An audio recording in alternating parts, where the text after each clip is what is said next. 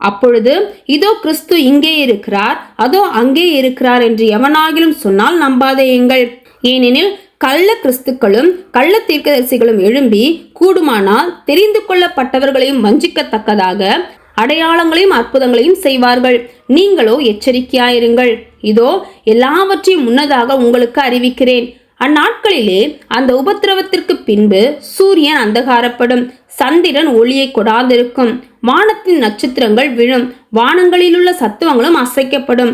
அப்பொழுது மனுஷகுமாரன் மிகுந்த வல்லமையோடும் மகிமையோடும் மேகங்களின் மேல் வருகிறதை காண்பார்கள்.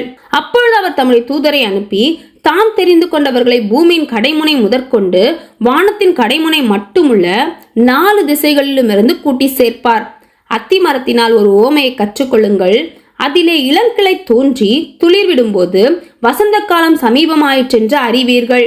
அப்படியே இவைகள் சம்பவிக்கிறதை நீங்கள் காணும்போது அவர் சமீபமாய் வாசல் அருகே வந்திருக்கிறார் என்று அறியுங்கள். இவைகளெல்லாம் சம்பவிக்கும் முன்னே இந்த சந்ததி ஒழிந்து போகாதென்று மெய்யாகவே உங்களுக்கு சொல்லுகிறேன்.